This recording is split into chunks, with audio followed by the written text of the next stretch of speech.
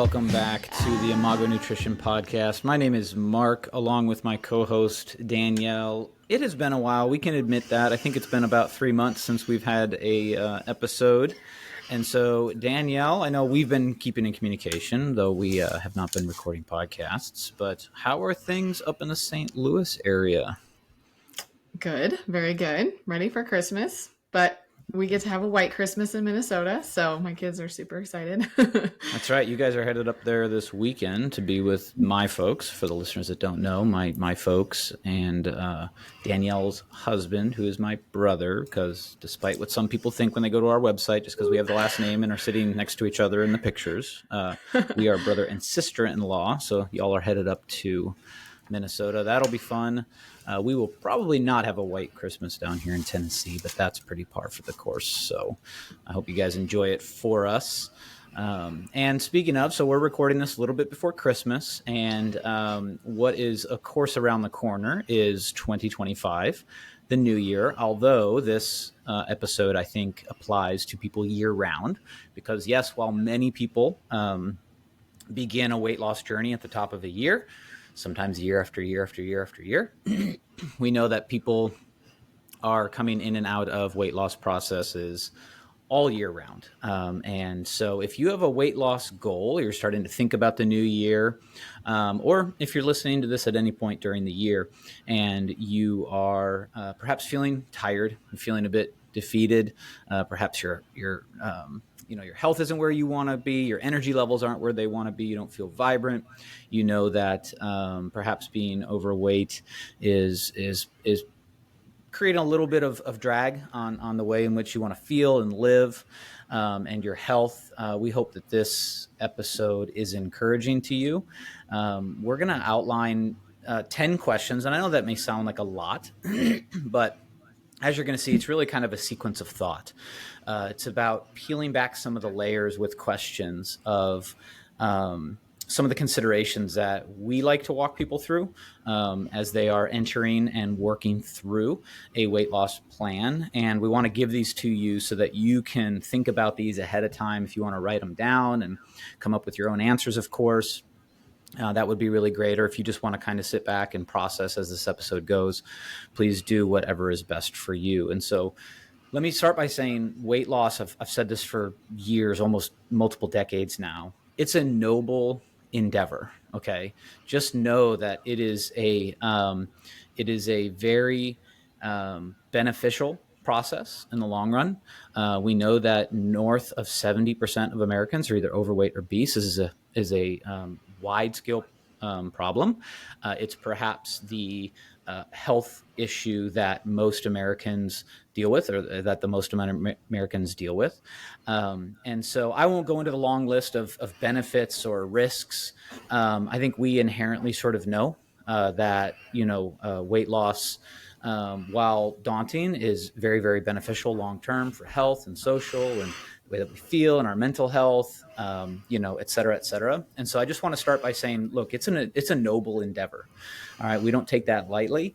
It has profound implications. It has profound benefits. One of my favorite things of working with clients is that they may come to me with a few reasons why they want to lose weight, and then they end up realizing so many more benefits that they didn't even realize or bring to the table.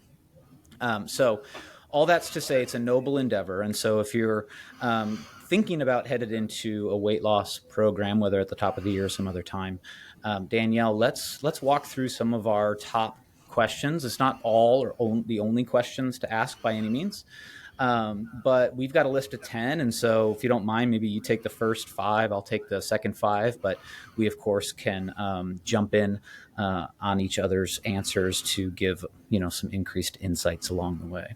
So Danielle, I'm going to finally quit talking. So why don't you kick us off? What would you say is the first question that folks should ask or consider as they're headed into a weight loss program? Yeah. So first one would be, why do I want to lose weight? So thinking about the why can help you get through the process. And sometimes that why needs to be a little bit bigger than maybe initially the first thought that comes to your mind. So like, for example, I want to look good in my swimsuit, or I want to have, you know, more energy. So what could be something else that's those could definitely be benefits, of course, of weight loss, Mm-hmm. but what would be something that would be a little bit stronger than that? Like you want to have energy to play with your kids for the longest period of time. Mm. Or you don't want to put your health as a burden on your kids. Or so it could be a variety of things. And like you said earlier, there's so many benefits to weight loss, but what is the deepest, most motivating one, or the biggest, strongest why that you have for wanting to lose weight? And that would vary per person. And it's such a big one. It really is. I love the way you said it. The way I often say it is that if your why is bigger than the why will get you through the what. Right? So if why you want to lose weight is bigger than what it takes to lose weight, the lean into the why in those moments of frustration or et cetera, as you're going through the process, lean into the why. Right? And to your point too, like some people may say, well, I want to hit a number, right? Like, I've learned this about particularly women over the years is that you all have numbers in your head. You've got a high school number, you've got a driver's license number, you've got a college number, you've got a wedding number, you've got a pre-baby number, right? Like you have these different numbers. And sometimes people come and say, I'm 25 pounds. I'm like, oh, interesting. What about that 25 pounds is so enticing? Well, that's what I was before I had kids. Right. And that's great. Don't get me wrong. There's going to be an explosion of benefits on this journey. But that why might not be big enough to get you through 3, 6, 9, 12 months of losing weight. Mm-hmm. And so if your why is bigger than your what, the why can get you through the what. So yeah, I'd encourage people to actually write it down. Keep a list in your phone, keep Mm-hmm. make a wallpaper on your phone for a while, the reasons why, and look for those really big reasons why, I Mm-hmm. want to have, all the different things that you mentioned and more. So I think that's huge. What would be the Yeah. second question? I do like that you said put it on a wallpaper on your phone. Visual reminders, I think, is really helpful Oh when yeah, you're yeah. especially We could, frustrated. we could go off on that too and tactics around this. We'll stick to the questions, but that could be a fun Okay. one too. I use wallpapers. I use notes in my phones for things like this when I have my own goals and remind myself why I'm doing things, what I'm driving toward, and then of course mapping my actions to why I want to get it done. So, all right. Mm-hmm. Side note aside, what's number two? What was it about previous attempts that was unsustainable? Mm, So you want to select changes that obviously make an impact on the weight loss, but that are closest to your food preferences and your lifestyle. So if you're mm-hmm, going really far from your food preferences and your lifestyle, it's not going to be maintainable. And then it's not worth making that change if you know this is not what I'm going to keep eating or not what I'm going to keep doing. Why make that change and then suffer the consequence of regaining the weight, and just getting more frustrated? So, it's so key. I've actually seen this in the scientific literature as well.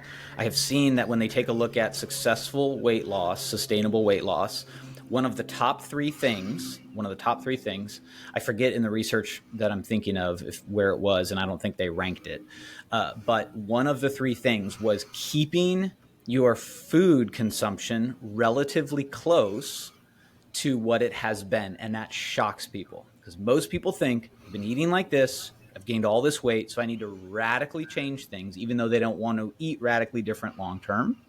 The irony is that you should not be moving far from what's known as baseline. Your baseline food consumption, you should be moving maybe one notch over and tightening up a few things, particularly your calories.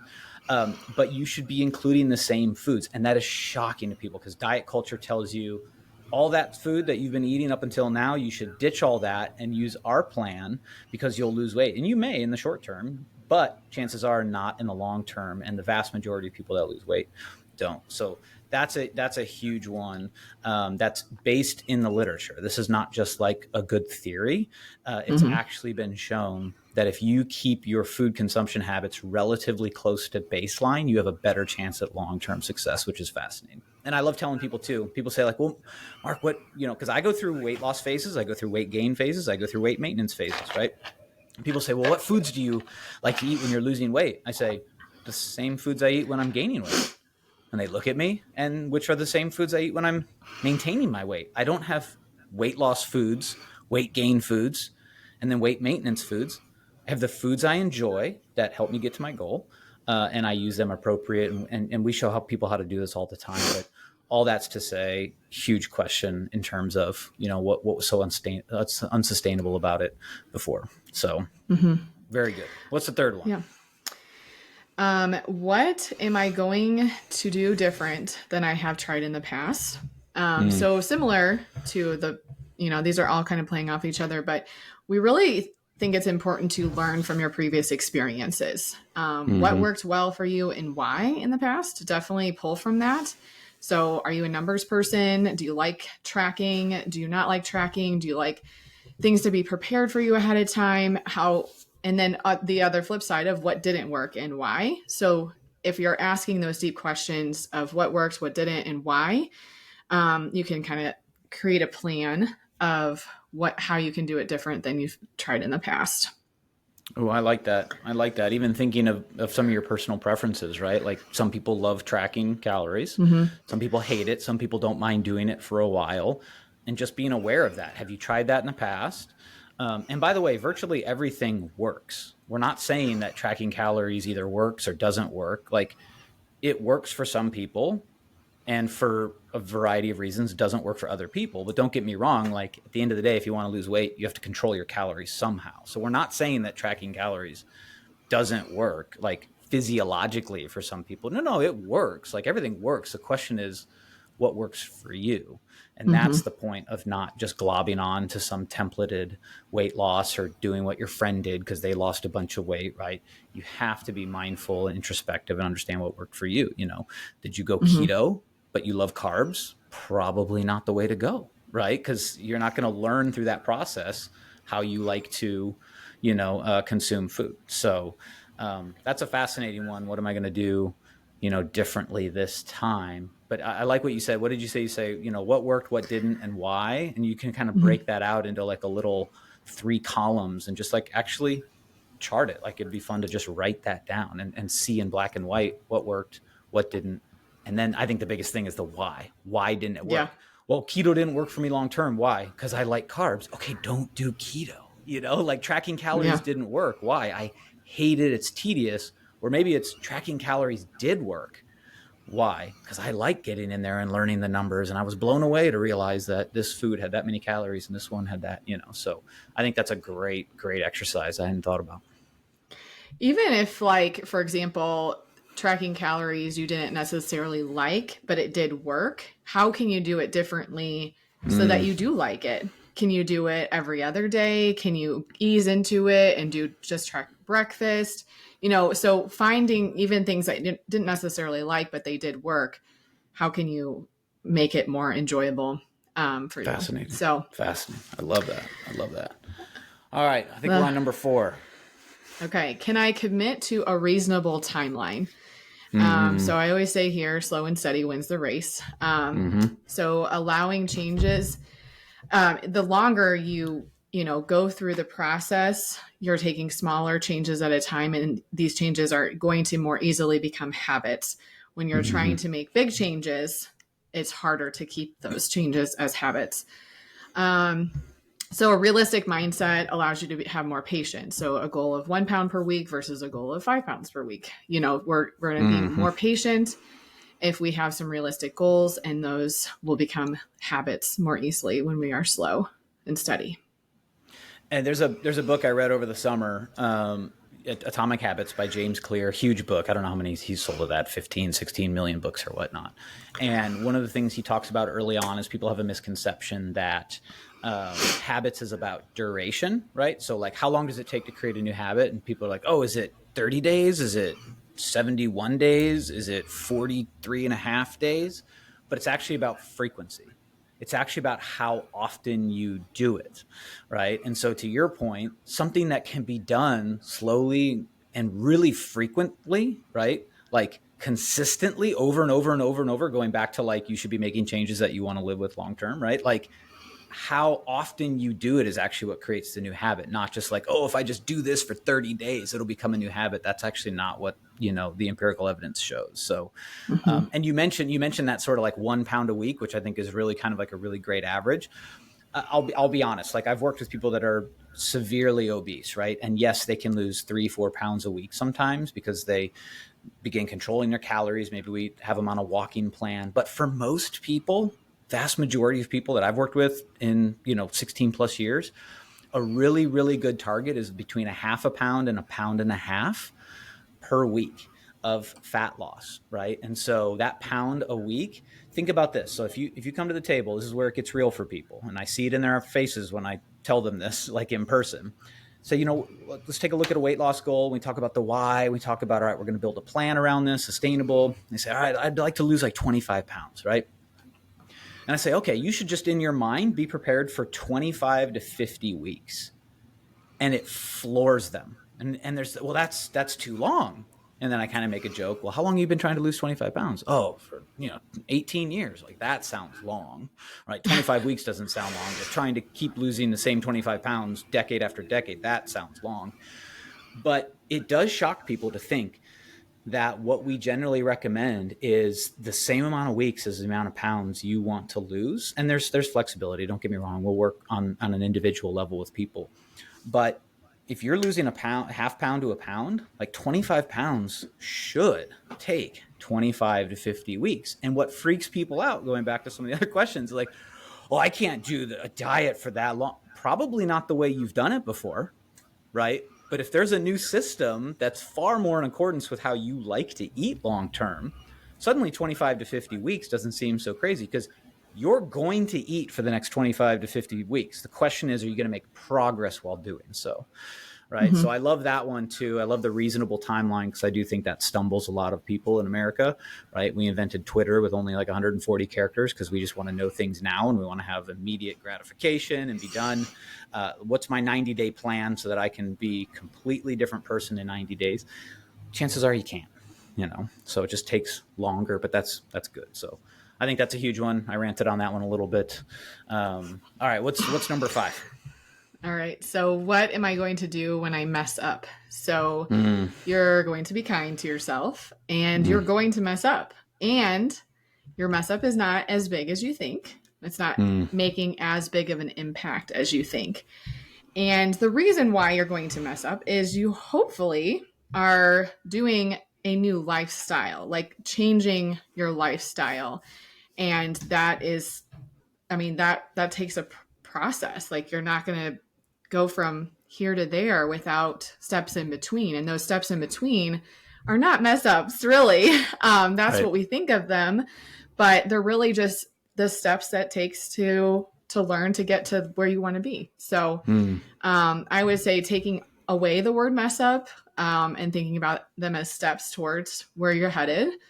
And yeah, they're going to happen. So be kind and I hate saying get right back on it, but like if you are thinking them as negative, then it's going to just hold you back a little bit longer.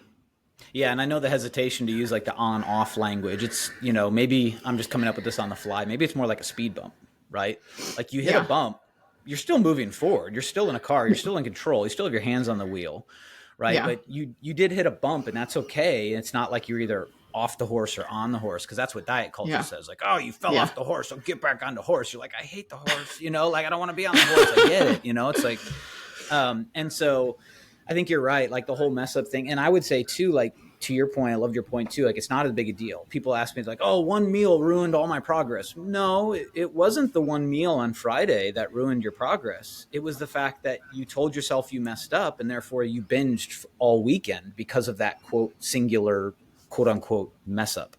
It's typically the fallout from the mess up mentality. We just coined that. We should just coin that right now. The mess up mentality. It's what flows from that. It's not from a Friday night, high calorie meal, right? That you didn't plan on. It's the fact that you're like, well, then I broke it. So whatever, I'll start again on Monday. Let's just plow through this weekend and just have a good time. Because now you're in a scarcity mindset. Well, I got to go back on my plan. So I might as well just get all the goodies in now. We're talking about the complete opposite of that. We're talking about like, oh man, went out on Friday night, had a social event, went to a Mexican place. This is a true story with our church group. and plowed through chips and salsa before my burrito got to me, right? And it was a wet burrito, it was a saucy burrito, whatever it was, and it was just waking up on Saturday and be like, oh, okay, you know, it was just might it have been a speed bump in my goals? Maybe. Might it have just been a really great social gathering that I can just be like, that was great, that was worth it, great for my mental health, great for my spiritual health, got to see with my friends. That one meal doesn't throw anything off, to your point. So I love that one. Mess up mentality. I think it's the fallout from that that's also so devastating. Yeah, because I think there's some emotional things going on behind the scenes when that happens, when you're thinking of the mess up as a negative thing, then we're punishing ourselves and we're, rewarding ourselves or comforting ourselves with food. So I think there's, if we're not on and off, yeah, we kind of already said it, but just, I think looking at that, why does that happen? Well, you're using food for comfort because you think Right. you messed up. But if we don't mess up, it's just a Yeah. Yeah. step. It's part of the process. Your body naturally will eat less when you eat more the previous day or the previous meal, if you're listening to your appetite. So it will correct itself naturally. But So anyway, powerful. So powerful. Well, that was a great first five set. Let me do the back five, and then Danielle, definitely chime in with your thoughts. I would say the sixth question is, what am I going to do if my progress stalls? Right. So this is a little different than what am I going to do when I quote mess up. I will tell you this: the key to moving through a stall is one, recognizing that it will happen.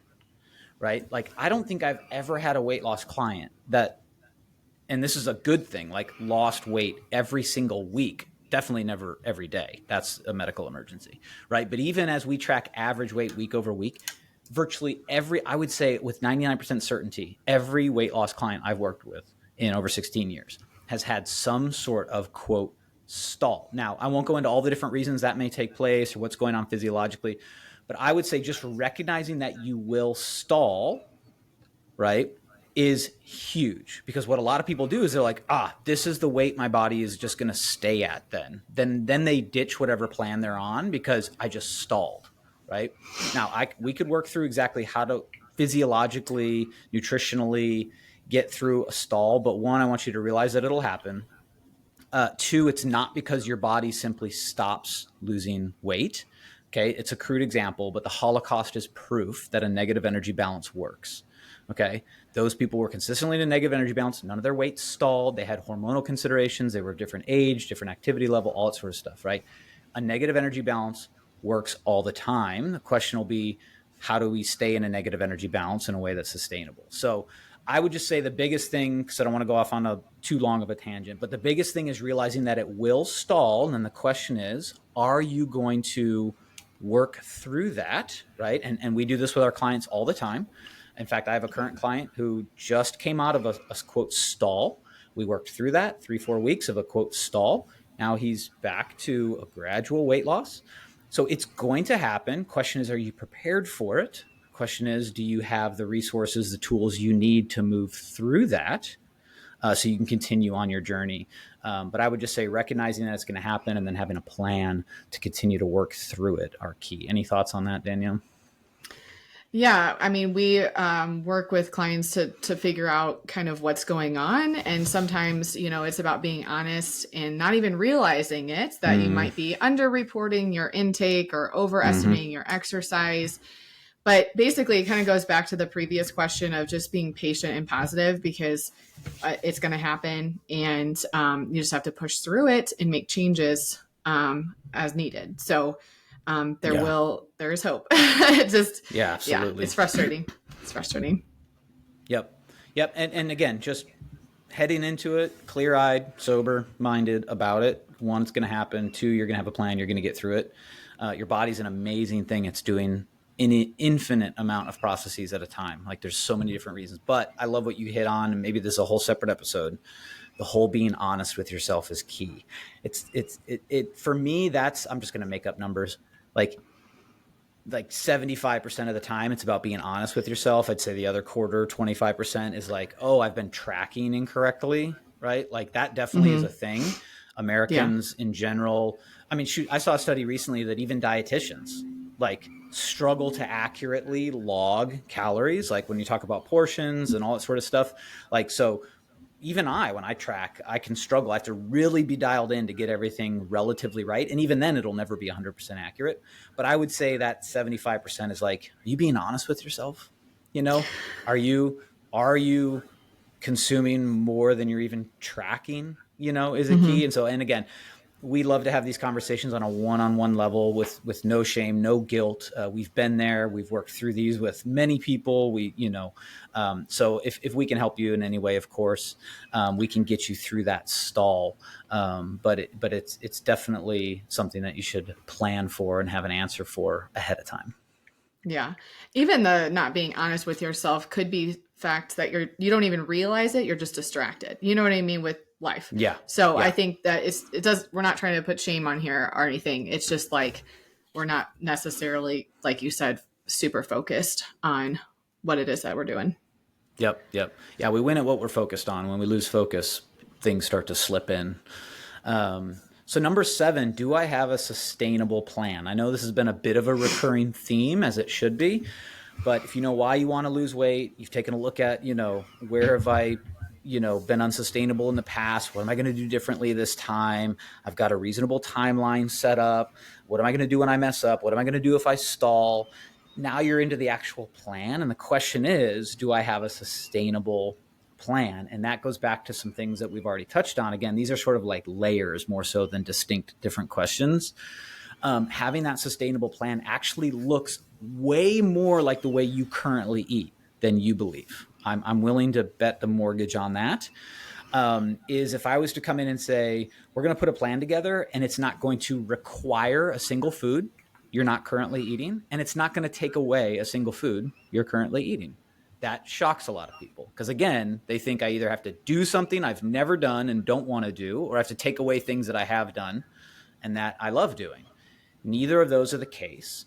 And you say, well, then how do I lose weight? I'm just going to eat all the same foods. We'll work with you on that. We'll put together a nutritional framework. It's going to give you targets. It's going to give you, yes, it's going to take a look at your general calorie range where you should be, because at the end of the day, weight loss, yes, it is about calories. Yes, it's about calories. Weight loss is about calories. At the end of the day, weight loss is about calories. Not my opinion, not my theory. It's the law governing the first law of thermodynamics. It's the law of energy conservation. Okay, so yes, calories matter. But the good news is that's irrespective of your food choices. Okay, so one, do you have a sustainable plan that manages your hunger? By the way, some hunger is good, but a lot is frustrating. We've seen this in the same study I referenced earlier about keeping your food similar to how it is. One of the other 3 was managing hunger. If you manage your hunger well, and there's strategies that we put in place, i.e. protein, i.e. fiber, i.e. high volume, low calorie foods, et cetera, water, many things go into that. You can build a sustainable plan that, again, does not add a single food you don't currently enjoy. It does not take away a single food that you currently enjoy. Now, spoiler alert, it may question how much of that food you should have on a consistent basis, but hear me clearly, it will never and should never eliminate the food that you currently enjoy. And so I don't know if that was a little winding way to get around that, but some of the mindset that goes into a sustainable plan is actually eating very similar, relatively similar to the same foods that you're currently eating within a framework that accounts for this weight loss goal.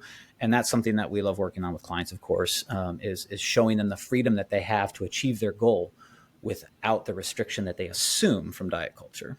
Any thoughts on that, Mm-hmm. Danielle?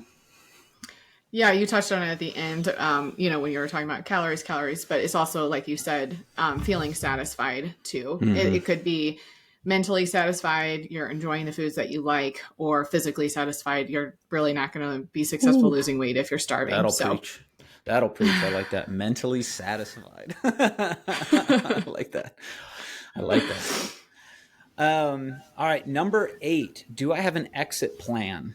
Okay. So this is something Danielle and we were going back and forth via text, right? When we were taking a look at the questions we wanted to cover. We're like, all right, let's kind of break this down a little bit. How's an exit plan, and how is that different from what we're going to talk about next? And how is it different from like sustainable plan? The point I would say about this is it's a little bit, all analogies fail. This is not a great analogy because I don't want you to think of weight loss as being fast, But let's say you're on a freeway and you know you want to be on a frontage road, right? There's an off ramp for a reason. You don't go from a freeway to a frontage road, in the blink of an eye. You have an off ramp. You go from one mode to another mode that gets you to a third mode, if you will. Again, not all analogies are not perfect. So what I want to talk about is that off ramp. What does that off ramp look like? I'll give you one example of what it could. For some of my weight loss clients that are going from, they've achieved their goal weight, okay, that we've agreed to, and they want to move to a sustainable plan, okay.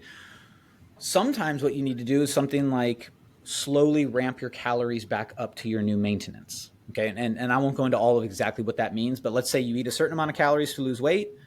You should be eating more than those calories long term. Don't think that those are your long term calories, because you shouldn't always be losing weight.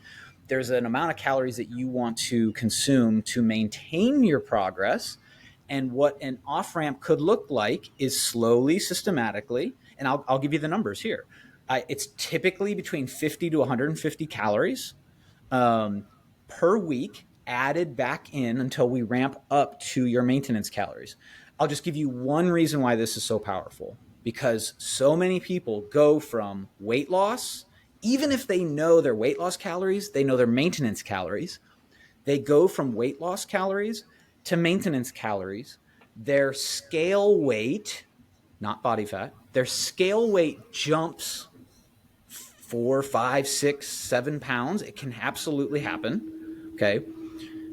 And they freak out and they just go back to eating to how they used to, and the weight begins to come back on.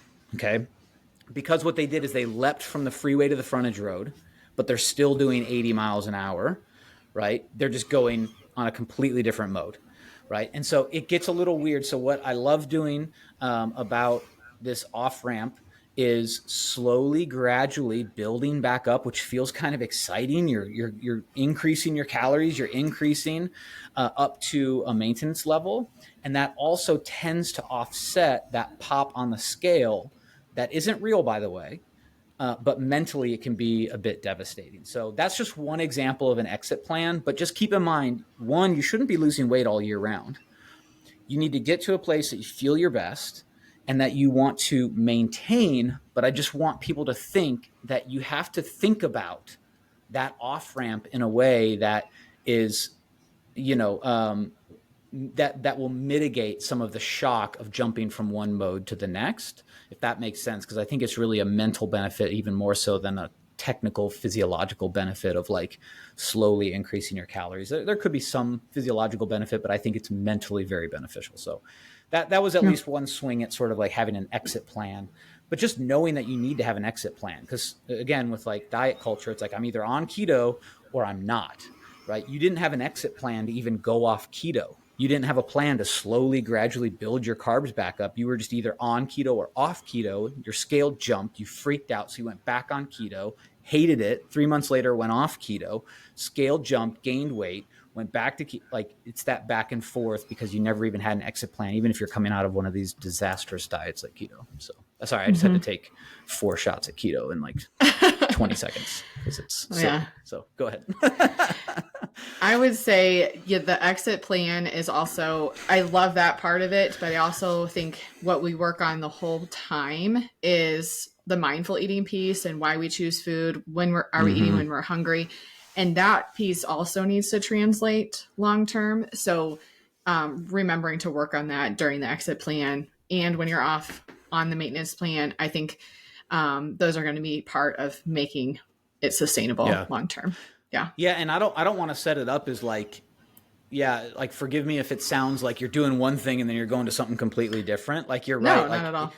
Part of that exit plan too is all the mindset work that takes place during weight loss. So we might be me personally, because I put this question in there, that might be a failure of terminology that seems contradictive to what we're talking about. It's not like you're exiting something, right?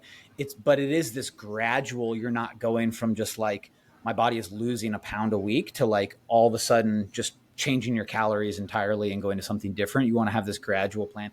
And you're right. Like with my most consistent weight loss clients, there's a little bit of this, but it does not feel like, oh, it's another plan that I have to go on to get to my third plan.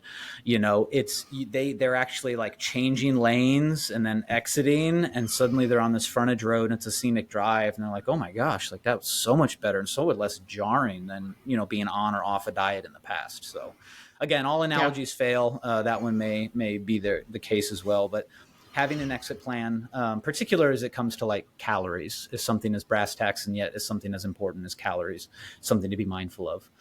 And this one may seem a little redundant as well, but again, we're peeling back these layers. Do you have a plan to maintain your weight? And just like Danielle, like you're talking about, right? Part of that is built into the process that we deploy. It might not be a part of people's experience in the past where they were either on a diet losing weight or they were off a diet gaining weight. But part of this idea of having a maintenance weight, and maybe here's the aha moment, is that the process of losing weight is actually the building of the foundation to maintain your weight. Okay. So if done well, and of course we're biased, we think we do it well with our clients. If done well, the weight loss process itself is the foundation to maintain your weight. It should not be something you white knuckle and get through and grit your teeth, lose the weight, and then jump off. That's not a plan, because you're not utilizing all the tools that you should have developed during the weight loss process to now maintain your weight. So I think for me, the aha moment that a lot of clients have seen is that the weight loss process is actually the foundation upon which maintenance is built. And by the way, like just human to human, you want to get to maintenance. Trust me. It is way more fun than the idea that you're either gaining weight or losing weight year round. Maintenance is way more fun. And we talk about what that looks like with our clients. But you need to know that the weight, don't quote unquote waste the weight loss process not learning how you're going to maintain your weight long term, because maintenance is actually the general goal, is to be at a healthy weight and maintain that weight. Any thoughts on that, Danielle? Well, it just reminded me of initial appointment with a client, and how he was telling me all these great food choices. And I was like, hold on a sec. Did you say you're not eating burgers anymore? And he said, yeah, I'm going to have some salads. And I'm like, well, obviously that's great. I'm not going to take away vegetables from you, but I'm like, hold on, we're going to keep those burgers in there. So I love, from the very beginning, you should be thinking about the maintenance. I love that analogy of you're building the foundation from the very first time that you start. Yeah. I just came up with it on the fly. I hope it sounds smart. It was good. No, but it is. Like, we've said it in lots of different ways, but I think that for me, again, was kind of the aha moment when I think about this question, is like, is the weight loss process actually the foundation building process for maintenance? Like, perhaps that's a new aha moment that people need to have, because we think of them as like polar opposites or different things. We have to do different things during different plans at different times, right? And even myself, perhaps in the past, I haven't articulated that as well as I could to clients. They think, well, I've got a weight loss plan, I've got an exit plan, I've got a maintenance plan, and there are these different plans that they're jumping from, as opposed to foundation. They're building this massive pyramid that's going to stand the test of time, So, okay. All right. Last one. Maybe we could tag team this one, Danielle, and just kind of wrap the whole thing up. I love this. This is one of the questions that you contributed to it. Will I feel freedom and joy in the changes I'm making? Now, this may seem like the culmination of all these questions, and it actually should, right? Like, so there's going to be bits and pieces that are already built into what you've heard that answer this question. But please hear us, that our goal is actually freedom, right? Like, our goal with nutrition is nutritional freedom, okay? And joy from nourishing your body, fueling your body, enjoying all the multi-dimensional benefits of food, which are physical, mental, social, spiritual, right? Like, all these different dimensions of food make it something that should be freeing, should be joy-filled, should be exciting, should be appreciated. And so I think the kind of the grand culminating question is, again, just real quick, like you've asked yourself, why am I doing this? What have I done in the past that didn't work? What am I going to do differently? Can I commit to a reasonable timeline to do this thing well? What am I going to do when I mess up? What am I going to do when my progress stalls? Do I have a sustainable plan? Do I have an exit plan? Do I have do I have a plan to maintain my weight? But at the end of the day, right, all of that said and done, I want you to think ahead of time. We want you to think ahead of time before you start another weight loss process. At the end of it, let's say you get there, you get to your maintenance weight, you get to where you want to be, you're experiencing the benefits. Are you feeling freedom with your food choices? Are you feeling joy in all these different dimensions around your food? Because if at the end of the day you're not, chances are you're going to repeat the cycle. Okay. So, Danielle, do you want to key off that a little bit as I just kind of maybe set it up? But just knowing that the goal should be food freedom, right? It's not about restriction. It's not about being on a plan. It's about enjoying food, enjoying your body, right? And the joy that comes with that. So that's the ultimate goal. And I think you should think about that ultimate goal before you even start the process. What are your thoughts? Well, I think of the person that doesn't like a lot of those foods that nourish your body, like, oh, I really don't like vegetables, or, so it looks different for a lot of different people, but the people that don't like a lot of those foods that are good for their bodies, it is a process of learning to enjoy.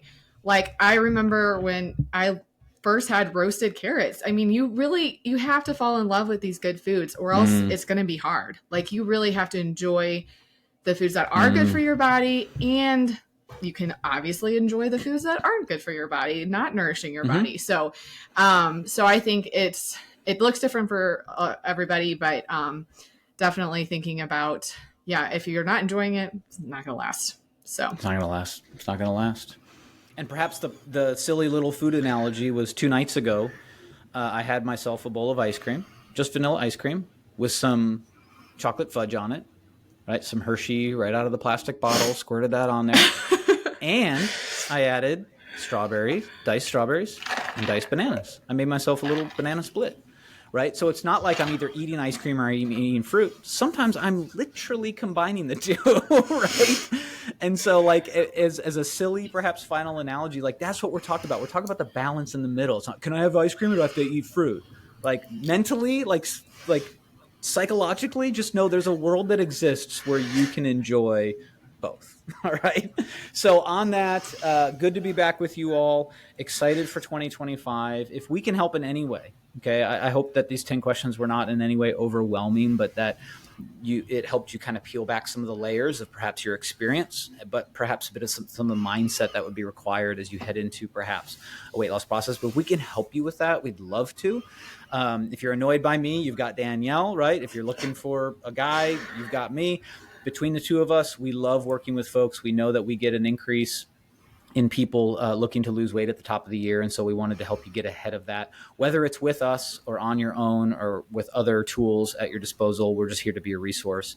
But if we can help, please head over to our website, Imago Nutrition, imagonutrition.com. You can click through the menu. You can contact us via there. You can take a look at some of our services, et cetera, et cetera. Would love to connect with you there.